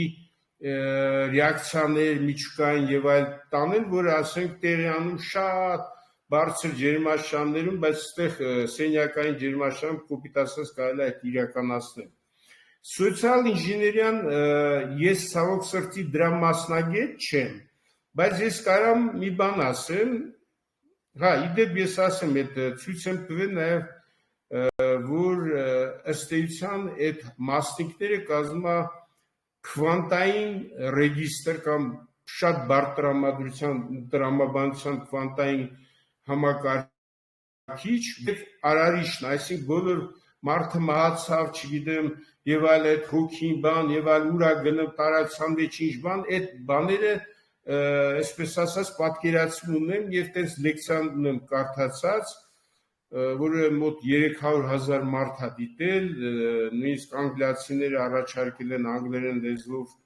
տես ցիկլ բան անել եւ իմ հետ ծանոթացել են շատ լավ ընկերներ ունեմ մասնավորապես Գերմանիայից, ասում եմ դու ոնց նկարագրել ես, ես այդ կլինիկական մահի ժամանակ տեսել եմ ոնց է հոգիս գնում ուր եւ այլն, ոնց է հայտնվել ենթադրենք 18-րդ դարում էս ինչ դեպքին եւ այլ եւ այլ։ Մի դրա մասին չխոսեմ։ Այդ սոցիալ ինժեներինգը շատ լուրջ բան է, հասարակական համակարգերը ղեկավարել, դա իմ ոլորտը չի, ես դրա համար դա շատ կարևոր ոլորտ է, վերջին աշխուժ գիտություն եւ այլ, այդ ամեն ինչը ծառայում է հասարակությանը, բայց եթե մենք ասենք մինչև այդ գիտությունը համապատասխան մշակույթ չզարգացնենք, ապա գիտությունը ամեն ինչ կարա կործանի, էլի, որտեղ գիտնականը, որը մշակույթից դուրս է, ինքը մարդկային հատկությունները կորցնում է, դառնում է շատ վտանգավոր, այսպես ասած, արարած, ինքը ամեն ինչ կարա սարքի, որը կբերի կործանման։ Դրա համար այդ ոլորտները շատ կարևոր են, այս կարամ մենակ ասեմ։ Շնորհակալություն, մի քիչ ամենայն հարգանքով ձեր հայտնագործությունների ձեր աշխատանքների համար մի քիչ ուրիշ բանի մասին էր իմ հարցը, բայց շատ բարի։ Ես գիտեմ, դրա համար ես ասում։ Մոտավոր հասկացա, մի քիչ ուրիշ, հա, հասկացա, լրիվ հասկացա շրջան, պարոն Գևորգյան, մի քիչ ուրիշ բանի մասին էր, ինչի համար ես դրա մասին խոսեցի, որովհետև ինչպես մենք գիտենք, ընդհանուր Քոչարի կուսակցության ծրագիրը ու պարոն Սարգսյանի, պարոն Թադևոսյանի աշխարհայացները ու մտածելակերպը, չէ, ցանցային պետություն ստեղծելու վերաբերյալ է խոսքը գնում, ամենահեշտ կառավարվող ու մշակույթի մասին խոսեցիք դուք, չէ, մշակույթի վերածնունդը ապահովելու եւ այլը, այս ամբողջ գործընթացի համար ամենակարևորագույն մեխանիզմը դա սոցիալ ինժեներինգն է։ Ու հենց ցանցային կառավարմամբ ես դրա համար այդ հարցը Չէ, տվեցի, որովհետև այսօրվա դրությամբ եթե մենք կարողանանք ստեղծել ցանցային պետություն, տարբեր պետություններում ունենանք բջիջներ, ячейки, я не знаю, չգիտեմ ոնց եմ ճիշտ ասում հայերեն, ներողություն եմ խնդրում, ու կոնկրետ ամեն պետությունից թեկուզ 20 հոգի, 10 հոգի։ Ինչ ենք անելու առանց քեզ գաք։ Հա, եթե մենք կարողանանք ամեն պետությունում, ամեն դիասպորայում ստեղծենք այդ ոնց ասացիր գաք։ Արկղիկները, ռուսախոսները, արկղիկները ստեղծենք ու կառավարենք դա սոցիալ ինժեներինգի միջոցով, մենք կարող ենք ստեղծել այն սիստեմը, որը որ կվերածնի մեր ազգային մշակույթը, որը որ հեշտ կլինի կառավարել նախ, երկրորդը, որը որ կուղղորդվի ճիշտ ազգային, ամենաճիշտ, ավելի ճիշտ ասեմ, ազգային գաղափարներով ու ամենակարևորը, ինչը որ մենք կստանանք դրանում, մենք կստանանք մաքուր, ազգային մտածելակերպ առաջինը։ Այնուհետև այդ ամենը մենք կարող ենք օգտագործել բնականաբար մեր հանրապետության շակերտներով ասեմ, որովհետև հանրապետություն չի համարվում Հայաստանը, այս պահին ինքը չունի լեգիտիմ սահմաններ, չունի գծված սահմաններ, դա մի քիչ բարդ բան է։ Երկրորդ հարցի մասին էի ուզում ասեի, ինչը վերաբերվում է փաստաթղթային բազային։ Օրինակ հիմա մենք ապրում ենք 21-րդ դարում եւ գրքերը անցել են լրիվ մի կողմ, հիմա արհեստական բանականությունով են ամեն ինչ ճշտում, ссылаются на искусственный интеллект, sense ասեմ, բոլոր գիտական աշխատանքների դեպքում էլ Ռուսաստանի հղում են անում արհեստական բանականության, sense հղում են անում արհեստական բանականության պատասխանների որոշումների վրա։ Ինչու այսօրվա դրությամբ Հայաստանի Հանրապետություն չասեմ, լավ ազգի ներկայացուցիչները, ովքեր որ ունեն հնարավորություն, ունեն բավականաչափ գիտելիքներ եւ փաստաթղթային բազա, ինչու չեն զբաղվում նրանով, որպեսզի արհեստական բանականությունը սովորացնեն ու ցույց տան, որ մենք ունենք թե Վիլսոնի, sense ասեմ, այդ իրավարար վճիռը, թե ազգային լիգայի որոշումը ունենք, թե 20 թվականի պայմանագիրը եւ այլ, ինչու համար արհեստական բանականությունը հիմա անգամ չի տալիս ճիշտ պատասխաններ այն ամեն ինչի մասին, ինչի մասին դուք խոսեցիք, ինչի մասին դրանից առաջ խոսեցին եւ այլն։ Դրանով զբաղվում են, բայց այդ բոլորը զբաղվում են անհատ մարդիկ, չկա պետական հովանավորություն, որ շատ կարևոր է, որպեսզի խումբ առաջանա, որ զբաղվի, ոչ թե մի հատ անհայտ կամ երկու անհայտ իրենց հայրենասիրական բղումներով զբաղվեն։ Դա սխալ է, էլի, մենք պետք է հենց մեր խնդիրը այն է, որպեսզի մենք մոբիլիզացնենք եւ այդ կարևորագույն հարցերը կարողանանք էֆեկտիվ լուծում տանք։ Ես հավատացեք, հայկական իրականության մեջ եւ համապատասխան միջոցներ կան եւ մարդիկ կան, բայց ցավոք սրտի այն մարդիկ, որոնք միջոցներ ունեն հայրից, մասնավորապես հատկապես Հայաստանում, իրենք ասենք տես բաներից միլիոնավոր կիլոմետր հեռու են, այսինքն իրենք հələ պարզ չի, դե իրանց տարողությունը ծնունդով հայ են, բայց իրանք լիարժեք հայ չեն, էլի։ Այսինքն ինքը չի, իրան ներաշխարհը հայկական չի, մի ասենք Քոչարյանն է հայկական, թե Սերժ Սարգսյանը, թե Լևոն Տեր-Պետրոսյանը կամ այս մեկը ընդհանրապես ոչ մի, բայց նրանց ձեռքն է միջոցները կամ Գագիկ Ծառուկյանը կամ այս մարդիկ այն մեկը մյուսը, մեկը մեկից մի խոսքով Հասկանալի է, շնորհակալություն հարցի համար, հաջորդը խնդրեմ։ Պարոն Գևորգյան, շնորհակալություն, հաջորդը։ Ով ունի հարց։ Կարելի է։ Խնդրեմ, իհարկե։ Պարոն Գևորգյան, բարև ձեզ։ Ես Մոսկվայից եմ, Հովհաննես Պողոսյան։ Ձեր կարծիքով, եթե Ադրբեջանը քարացվել, փոքր պետություններ գային, ասենք Թալիշտան, Լեզգիստան, Ավարստան, ձեռ կտար հայերին։ Անշուշտ։ Նա պետք է տրոհի, նա չի լինելու, ես վստահեցնում եմ, մոտ ժամանակներս կտեսնեք նրա ճակատագիրը, ոնց որ չի եղել մինչև 1936 թիվը, սրանց հետո չի լինելու։ Այդ գիտեք ինչ, արեստացին ամեն ինչը, մշակույթը, դրանց լեզուն, գիրը հայն է ստեղծել, այ մարդ ինչի մասն է խոսքը, այն օրը տեսնում եմ այդ ադրբեջանցի երեխեքը բանը Գևորգյանի երաժշտության տակ Արցախ բան են անում, դրոշակներով վազում են, абսուրդ է։ Ես շատ կարևոր հավելում ունեմ, ասենք մենք պահանջատեր ենք եւ պետքա պահանջենք, Թուրքիան մասնատելու են, այդ ես ասում եմ, որոշ մարդիկ ասում են նախախնամություն, ես ասում եմ ներքին ժամանակ, ես sense թեորեմ ունեմ, որ ասենք 3 մասնիկից սկսած համակարգում առաջանում է այսպես կոչված ներքին ժամանակ, որը իրական ժամանակն է։ Ինքը սովորական ժամանակ չի թվային առանցքի վրա, որը անցյալը միացնում ապագայի ներկայով։ Ինքը կարա հետ գնա, առաջ գնա, արագանա, դանդաղի եւ այլն։ Այս վերջերս մի հատ շատ կարևոր հոդված եմ գրել, դրա համար գիտական հոդված, մեծ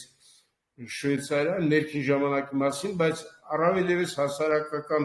սիստեմները այտենց փոխազդելուց ներքին ժամանակը առաջան եւ բոլոր այդ աղետների բանը ներքին ժամանակի մեջ կա դրած։ Հիմա ես տեսնում եմ վերջապես ասենք Թուրքիան մոտեցել է այդ իր ներքին ժամանակի բիֆուրկացիային պետքա տրոհվի։ Պետքա պահանջել, որ բոլորը անցնեն գենետիկ փորձաքննություն, որտեղ ես շատերին տեսել եմ, ես Ստամբուլում եղել եմ կոնֆերանսի կամ ուրիշ տեղեր բան, որ ոչ մի ինչ թուրք, ինչ բան, հայա, թող ինքը իմանա, ենթադրենք հայ ինքը գենետիկ հայա, թող տենա ոնց է, հետո մնացած կյանքը ապրելու որպես թուրք։ Բայց ամերիկյան ծառայություններից ես շփվել եմ այստեղ, գիտեմ, որ իրենք ասում են 12-ից 15 միլիոն մաքուր հայեր կան չխառնված Թուրքիայում։ Ես ավելի ուրիշ թվեր եմ լսել, բայց բոլոր դեպքերում ասենք մենակ քրդերի մեջ մերինները 6-ից 8 միլիոն են, ուզում ասեմ, էսի լուրջ թվեր են, որ իսկ արյունը մի հատ ռուսական առած կա, ասում է կրով գուշի վադի, արյունը այնպես բան է, որ ինքը ցանկացած պահ կարա ցույց տա իր իրական պատկանելությունը, էլի, դրա համար աշխատանք է պետք անել։ Ես կարող եմ հարց տալ Արտակ ջան, պատրա։ Աշոտ պարոն Գևորգյան ջան, բարև ձեզ։ Դե հարցերս այդքան շատ չի, Աշոտի հետ շփվում եմ, կարող եմ ասել ամենօրյա ու Գագիկ ջան, այն հարցը, որ իրոք այս մարդը քանի որ հրեա չի, դրա համար Նոբելյան մրցանակ չունի։ Հիմա հարցս սենց է, Աշոտ ջան, ասենք ես, երբ որ ասում եմ, որ Հայաստանը մեր հաջողությունից հետո 3 տարում կսարքեմ 10 միլիոն, այսինքն կստեղծեմ պայմաններ, որ 10 միլիոն բնակչությունը լինի ու դա հենց առաջին պայմանն է ռեզերվացիայից դուրս գալու, ինձ ասում են, էդի չի լինի, էդի ուտոպիա։ Դե ինձ համար էդի սովորական է, երբ որ ես ասում եմ, որ Սուդանը պետք է առանձնանա, նույնիսկ տեղացիք ասում են, էդ ինչ ես ասում, ուտոպիա է, չէին կարողանում պատկերացնել, էլի, բայց եղավ այն ինչ որ եղավ։ Հիմա ձեր կարծիքով այս հողը 10 միլիոն բնակչություն այս վիճակով չի կարող պահել։ Իմ կարծիքով 10 միլիոն բնակչություն կարելի է շատ հանգիստ տեղաբաշխել Հայաստանի տարածքի մեջ, փոքր ավաններ, գյուղեր, լիքը մենք լքված գյուղեր ունենք, բան, դրա համար բոլոր ռեսուրսները կան, այսօրվա տեխնոլոգիաների առկայության պայմաններում կա երկու գլխավոր այսպես առանցքային կասեի պարամետր ջուր եւ արևային էներգիա որ կարանք մի կոպիտ ասած բան անենք ուրեմն ջրերի հոսքը բանը մակերևութային հոսքերը այսօրվա սովետական Հայաստանի տարածքի վրա 7.5 միլիարդ խորանարդ մետր է, որից մենք օգտագործում ենք 3 միլիարդը մոտ, արպես էլ վատ։ Մնացած 4.5 միլիարդը անվերադարձ Կասպիական արևմուտք, որ մենք ասենք կարանք շատ էֆեկտիվ օրինակ ասենք բերեմ Խաչիկից ներքև գտնվում է մի հատ ահռելի ջրամբար, որով մենք այս ամբողջ տարիների ընթացքում տարեկան 600 միլիոն խորանարդ մետր ջուր ենք տվել բանին Նախիջևանում։ Այն էլ խմելու ջուր։ Պատկերացնում եք այդ ինչ հանցագործություն ա եղել։ Մենք կարանք շատ արագ ամբողջ Սյունիքով անցկացնել երկաթգիծը, ծրագիրը հենց իմ մոտ է, այսա հեռախոսի մեջ ամբողջ մանրամասը հետազոտված ծրագիր է եւ ասենք Մեղրիից մինչեւ Բայք այդ երկաթուղի շուրջը տեղաբաշխենք 1 միլիոն բնակություն, որը շատ կոմֆորտ, լավ պայմաններում մաքուր օդին հոյակապ սննդով սնվի։ Ես այդ մինիմալ բաներն եմ ասում, ես համամիտ եմ, այո, որ կարելի է 10 միլիոն բնակություն դա բան անել, շատ հանգիստ տեղավորել, ասենք մենք կարանք եւ ունենք այն շինանյութա, մենք ասենք ունենք երկու գործարան, որը համախառը 3.5 միլիոն տոննա ընդհանրենք ցեմենտ արտադրում։ Մենք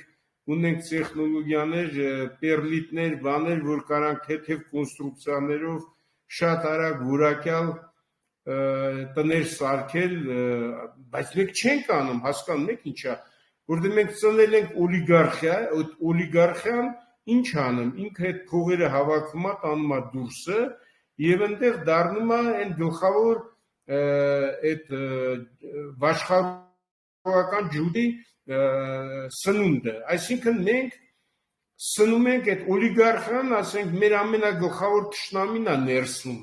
Ես չեմ ասում հարուստ մարդ չլինի, բայց ասենք այդ բոլոր կազմակերպչական ձևերը,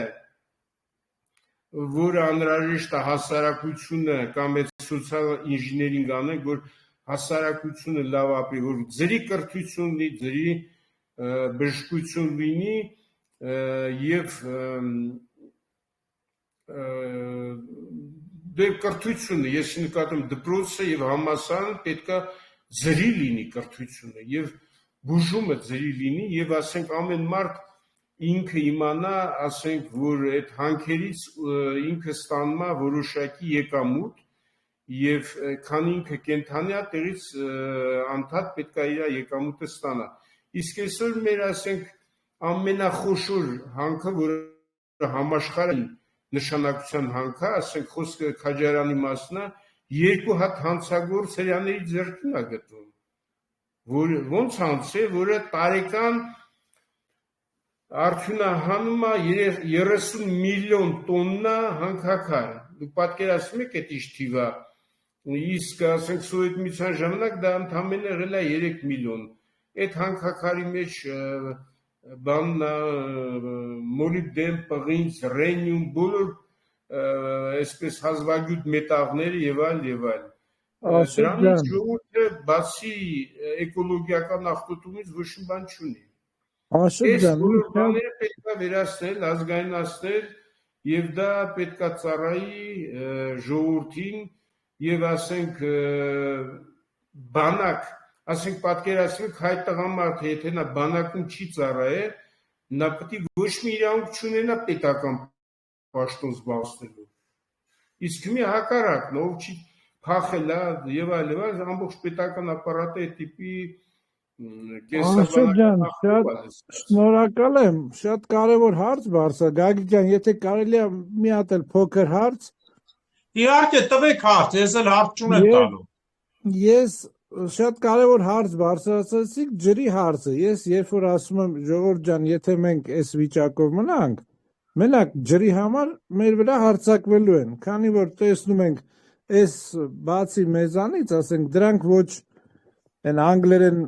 մենեջ են կարում անեն, նրանք մենակ թալանչի ու սպառող են։ Տեսնում ենք, ասենք Եփրատի վիճակը ոնց են ցամաքեցնում, տեսնում ենք Ադրբեջանի վիճակը։ Ինչ կարծիք եք, որ եթե մենք սենց սուտի պաշտպանողական վիճակում լինենք, մենակ ջրի համար հարձակվելու են մեր վրա։ Արդեն հարձակվել են, ես կարամ ասեմ, որ Մեղրի հատվածում իրանք այդ Մեղրի գետի մի հատվածը հենց Նիկոլ Կոչեցյալի գալուց հետո շրջել են այդ վերևը, գնում է Նախիջևան։ Ջրի կռիվը արդեն գնում է, իրանք պատրաստում են զավթել էլի, լրիվ համամիտ եմ եւ ջրի խնդիրը շատ ֆունդամենտալ է, մենք ունենք շատ կարևոր լուծումներ, առաջարկություններ, ջուրը մասնավորապես ինչ վերաբերում է Սևանի, պետք է բարձրացնել հին մակարդակին Սևանի, դրա հնարավորությունը կա եւ դա թույլ կտա, որ ամբարվի, դե ասենք մոտավորապես 60, այսօր 35 միլիարդ խորանարդ մետր է, մոտավորապես 60 միլիարդ խորանարդ մետր, իսկ դա նշանակում է, որ բանը առանց արհեստական բաների կարող է աճի տեղ 60,000 տոննա սաղմոսազգի ձկներ։ Դուք պատկերացնում եք այդ ինչ հարստություն է, ասենք բնական ճանապարհով այդ կոյուղիներ, բաներ, այդ սա հարցերը լուծող հարցեր են, պետք չի տենց ուղղակաձև կոյուղի սարքել, մի կարելի է այդ ամեն գյուղի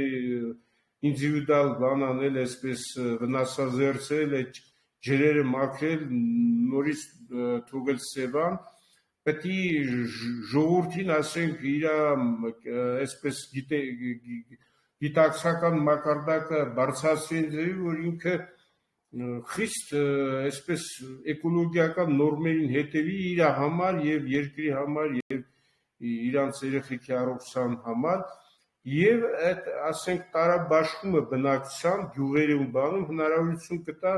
բնական աճ կազմակերպել։ Քաղաքները դա որպես հանդես են գալի, որտեղ ազգամնակցությունը մահանում է, ինքը աճ չի տալի, անդադ բան անում, կրճատվում է, այլասերվում է, պարազիտներ են առաջանում, անորոշ զբաղմունքի տեր, արդեն դուք էլ եք նշել, Արտակ ջան, մեծ քաղաքներում 20%-ը անորոշ զբաղմունքի տեր մարդիկ են, որոնք օրը բացվում մտածում են, թե այսօր ոնց ենք անելու, որտեղից ենք, ինչ թալանելու եւ այլ եւ այլ։ Լավ, շնորհակալություն, ես վերջացրեցի։ Խնդրեմ Ժողովուրդ ջան, հարց ունեք թե չէ։ Չունեք։ Էդվարդ, խնդրեմ հարց տուր։ Մի փոքր հարցեր ես տամ կարճ, շնորհակալություն լավ մտքերի, խորհուրդների, դասախոսության համար, իրոք շատ հաճելի է։ Այս ամեն ինչը, որ ասում եք, այո, մեծ հավանական է ու ես համոզված եմ եւ վստահ եմ, որ երբ որ մեր պատմական հողերը կվերադարձվեն մեզ, այս ամեն ինչը կազմակերպեն, բայց ինչպես եք պատկերացնում, ինչքան էլ վիսոն իրավարար վճիռ, շատ վճիռներ կան տարբեր, առանց պատերազմի էդի մեզ վերադարձվելու է, թե չէ, այս հարցի լուծումը դուք ինչպես եք տեսնում։ Ես վստահ ասեմ ձեզ, մենք ասենք, երբ որ սկսեցինք ուժեղանալ այն ձևով, ոնց որ մենք ենք պատկերացնում, դա շատ հարցեր առանց պատերազմի է լուծվելու, այո, չեն կարողանալու մրցակցության դիմանալ, դուրս են շպրտվելու, դուք պատկերացնում եք մի այն կարգի այդ տեխնոլոգիաները, բաները զարգանում եւ այլ, որ եկուց մարդ, որ ասենք կրթություն չի ստանում, այդ կրթությունը հատկապես այդ դաստիարակություն երեխեքի մեր համար գերկարևոր է, եթե մենք ամեն ծնված հային դարձնենք հայ, եթե մարդը ծնվում է հայ, դա դեռ չի նշանակում ինքը հայ է։ Նա պետքա տարողությունը հայկական ստանա, նա պեոնակ ասենք էլիտան պետքա բանը գրափար լավ իմանա, գիտեք ինչի մար, որտեղ դա ուղեղի աշխատանքը շատ ավելի բարձր մակարդակի է բերում, ինքը իր ասպարեզում այդ դեպքում կարա շատ ավելի մեծ բարձունքների հասնի։ Նենց որ այդ այո, եթե մենք ուժեղանանք այն ձևի, որ մենք ասենք մի մտածում ենք ծրագրեր եւ այլ, մենք ուղղակի դա շատ հարցեր պետք է առանց պատերազմի լուծենք։ Մենք չենք ասենք մի Ադրբեջանին չենք կոտորելու, թուրքերը են, որոնք թուրք են զգում, թողելու են գնան տեղաբնիկները են Արաքսի եթե ձախափին մենք կազմակերպելու ենք, որ իրենց մշակույթով ապրեն եւ լինի բուֆեր, ասենք ոնց որ եղել է հազարամյակներ եւ այլ։ Պարոն Գևորգյան, կներեք միջամտեմ, դուք ոնց որ իմ բոլոր հաղորդումները մի հաղորդման մեջ փակեցիք։ Հետևորդները կասեն, ինչ ասել է, ոնց որ նույն մտքով փակեցիք, այսինքն նույնն է։ Հարց ով ունի, նույն խոսքերն է։ Շնորհակալ եմ ձեզ, հարցեր ով ունի։ Խնդրեմ Ելենա։ Գագիկ ջան, դե բնական այն ինչ որ բնական է, այն որը ցանկացած հայ մարդը տենց պիտի մտածի, եթե դա չի մտածում, ինչ այն օրը ես ճիշտ ասած պատահաբար այդ ամերիկացիների հետ հանդիպում էի, տեսա անունները չտամ, էլի մի խոսքով ես չգիտեմ, մարդկանց, որոնց անդադ եթերներում են բանման, այ մարդ ասեմ, դու որ կանգնած հիմնավորում էիր, որ այդ գյուղերը պետքա տանեք, դու դրա տակից ոնց ես դուրս գալու։ Քաղաքական գործիչ է, իրան փողը տալիս են ենթադրենք։ Այդ UICD այդ ֆոնդից են ժամանակ տվել են, իրան ասել է, բանը գյուղերը տվեք մեկ, դա շատ լավ է, եւ այլ։ Արա հայ ես ասեմ դու, հայ մարդը ոնց կարա այդ հայկական հողերը ասի, որ թուրքինն է, ու ասի տվեք այդ հողերը։ Մեկը կա, օրինակ ասեք, թաթուլ, չգիտեմ ինչ, այդ սիվիլն էթից, զան եմ, նոյեմբերյալի բնակիչ։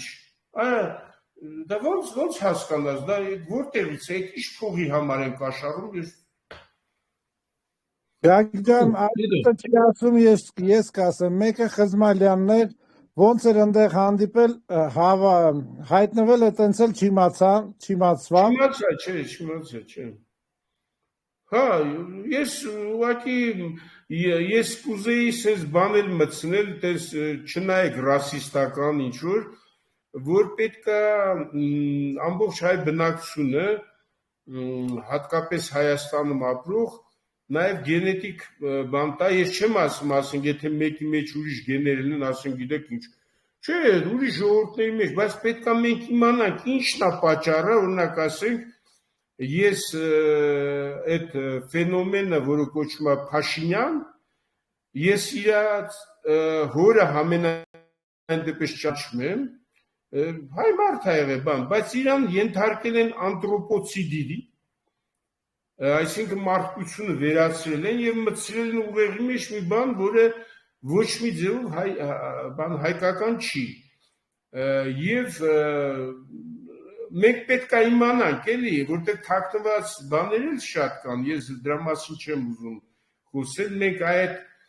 նոր մեր ընկերը, որ ասում էր սոցիալ ինժեներինգ բան, այդ բոլորը ներառնում կոպիտ ասած գենետիկ իր բանը եւ այլն, ինչ մենք պետքա ձգտենք, ասենք, գեները հարստացնենք այն գեներով, որը մեզ ուժ կտան, որ ոչ թե գնանք, ես չգիտեմ։ Շնորհակալություն, հաջորդ հարցը։ Պարոն Գևորգյան, շնորհակալություն հարցազրույցի համար, մի հատ հարց ունեմ տալու ձեզ։ Այսօր եկել է այդ X օրը, մեր ցանկությունները իրականացնել ձեզ տալիս է գումար պետությունը եւ ասում է խնդրեմ ձեր ամենակարևորագույն հայը ինչ կցանկանայիք անել։ Ճիշտ ասած Չհասկացա։ Ուրեմն ամեն մեկս ունի որպես դուք որպես գիտնական ունեք ինչ որ մի հատ միջտա երազանք, որը որ պիտի իրականացնեք որ ձեր ժողովրդի համար։ Պատկերացրեք, որ հիմա բոլոր հնարավոր ասեմ ամենակարևորագույն բանը պետք է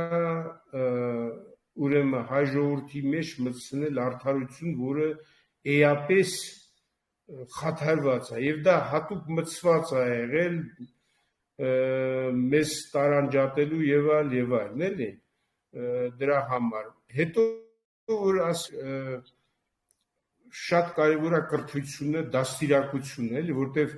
կրթությունը մի բան է, դաստիարակությունը լրիվ ուրիշ բան է, ասենք ամեն հայ պետք է ինքը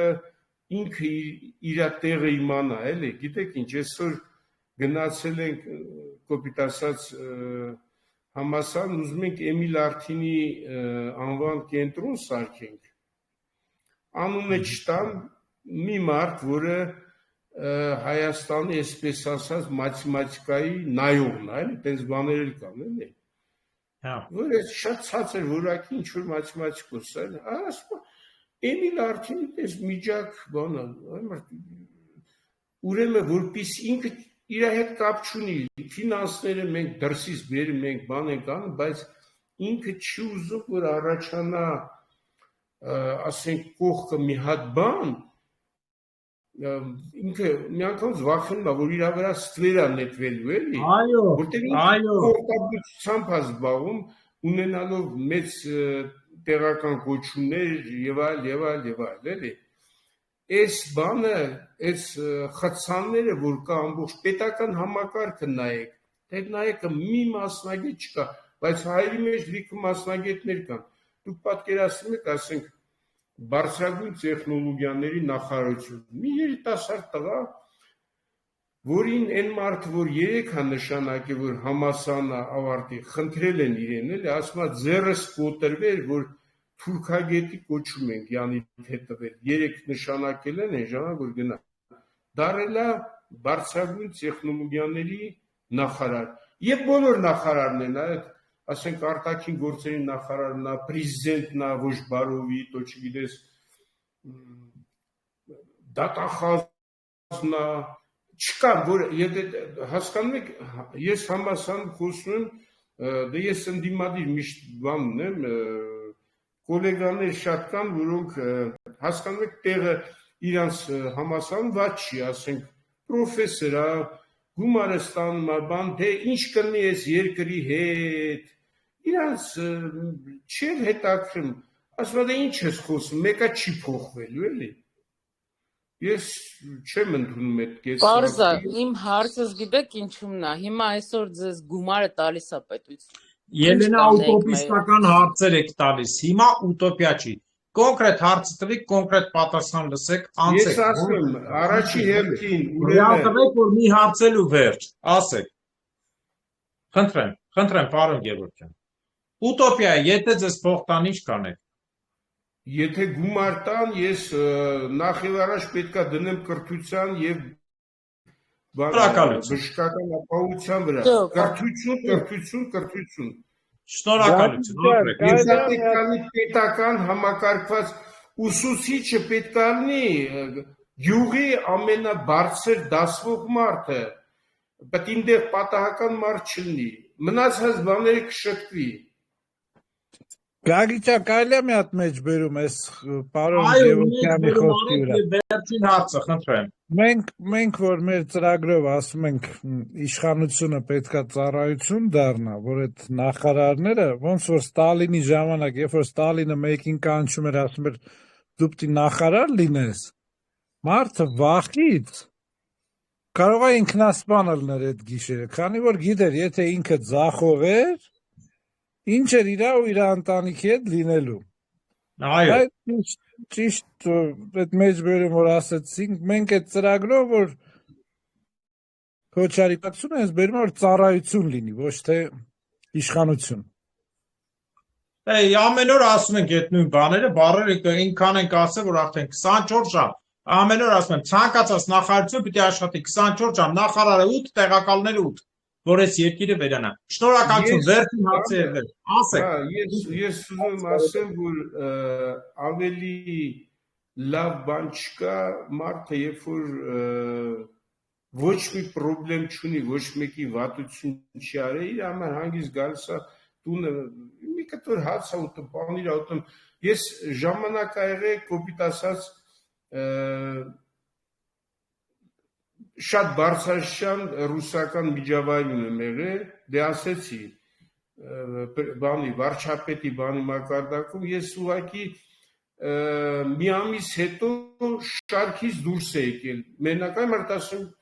այստեղ ուտում են, չգիտեմ, ես են ուտում են, վերջը ուզում ասեմ, այդ ոչ ուտելու մեջ, ոչ այդ գումարների մեջ, ոչ ավելի լավ հաճույք չկա, քան ասեն գալիս ես դու, տեսնում ես առողջ են, երեխեքը կրթված են, բարեկամներդ հանգիստ են ապրում, հարևան չունես, որը չքավոր է եւ այլն, փողոցները մաքուր է, օդն էլ է մաքուր, բայց մի տեսեք Երևանում ինչ է կատարում, բոլոր կառույցում տեղ կանաչ չմնացել, սա քանդում են, շենք են սարքում, ապուշների նման, ամբողջ Երևանը քանդում են, շինարարության անվան տակ։ Շնորհակալություն։ Չկա, քան հայրենիքում քու մշակույթի մեջ ապրել։ Ես 35 երկրում եմ եղել, շատ ազգերի հետ շփվել եմ, հասկանում եք, մենք շատ լավ ազգ ենք, տենց դուք մենք որ շփվեք ուրիշների հետ, կտեսնեք, որ մեր հատկություններ կան մեր մեջ։ Շնորհակալություն։ Վերջին հարցը խնդրեմ։ Ու կարճ խնդրում եմ պատասխանել կարճ 2 ժամը տեսնելու արդեն։ Այո, տվեք ու կարճ, խնդրեմ։ Ուղղակի ուզում եմ շնորհակալություն հայտնեմ այսօրվա եթերի համար։ Մեր լավ գիտնականը ես միշտ նայել եմ իրան ողջեմ միշտ իր հաղորդումները նայել եմ նոյան տապանով ես հիացած եմ դեզանով շատ շնորհակալություն որ այսօր մեր Շնորհակալություն Շնորհակալություն ով ասում հարց տա Գևորգ կարճ Պարոն Գևորգյանին հարցս ճիշտ ասած համ պարոն Գևորգյանն էր համ Արտակ Սարգսյանին ըստ ձեզ եթե հաշվարկներ ունեք եթե Հայաստանը ունենա 10 միլիոն նանոց բնակչություն 20 տարվա կտրվածքով ինչքան աճ կտա Դուք բանն եք ասում բնակչության աճը Այո բնակչության աճը Ուրեմն ես ասեմ եթե առողջապահություն տեղին լինի Իմ մասնագիտությունն ասում եմ քարոզությունը տեղին լինի որ հայ բանը ընտանիքները նորմալ կազմեն նորմալ ընտանիքներ եւ ասենք միջինում ենթադրենք ունենան 4 երեխա չէ ուրեմն 20 տարվա մեջ կկրկնապատվի 40 միլիոն կլինի Ես չեմ հավատում ոչ մի թվի, թույլ տվեք չհամաձայնվել, դա իմ մասնագիտությունն է բնական աճը, աշխարհագրություն։ Պատմական ուրեմն հիշեք, նախ ոչ մեկ ստանդարտ 4 երեխա չի ունենա եւ ուղիղ բնակչության հաշվով 10 տարվա մեջ 40 չի կարող լինի, որտեղ մեծից փոքր երեխա չեն ունենում։ Դա կազմած է այդ պահին, ինչ վիճակ կլինի մարդը քանի հատ կուզենա ունենա։ Կներեք այս մի հարցով պարոն Գևորգյան։ Ես ասում որովհետեւ 4 երեխա ստանդարտ 10 միլիոնը չի կարող ունենալ։ Դուք փոքրիկ մեծ հաշվեցիք եւ ծերերին հաշվեցիք։ Կներեք, ես որ սխալ չլինի հորետեցություն։ 10 միլիոնը 20 տարում չի լինի։ Չէ, մի րոպե ասեմ։ Եթե 3 հայերը ունեցել են սովետական միության ժամանակ, մինչև 4% աճ։ 6 այո, առաջի տեղն են եղել։ 1961 թվականին աշխարհում եղել են առաջի տեղը 59, 60, 61, մեկը 1000 հոգու հաշվով 60 երեխա ունենալով։ Այսօր աշխարհում առաջի տեղը Եթովպիան է եւ Ուգանդա 33 երեխայով։ Նույնիսկ Ուգանդան ու Եթովպիան են քչացել։ Մաքսիմում Հայաստանի վերցրած այսօրվա աճը 4.5 է, որը բավական մեծ է։ Արցախի աճը 9.11 էր 1000 հոգու հաշվով։ Այսինքն մաքսիմում եթե 10-ով հաշվեք, այդպես մենք ջհուդական թվով չենք կարող հաշվենք, որտեղ դա չի կարա։ Մոտավորապես 20 տարվա մեջ մոտավորապես մաքսիմումը, եթե դու մի տոկոսով հաշվես, 12 միլիոն աճ կունենա, սա մաքսիմումի դեպքում։ 10 տարվա։ Կարելի է հիմա ես պատասխանեմ։ Իհարկե, պատասխանեք։ Հիշեք, որ Արտակ, սա Հայաստանն է։ Մարդուն չես կարա ստիպես երեխա ունենա։ Ուրեմն բացի երեխա ունենալուց 10 միլիոն եւ դրանից հետո շարունակվողը հիմնականում ներգաղթն է։ Այսինքն ոչ միայն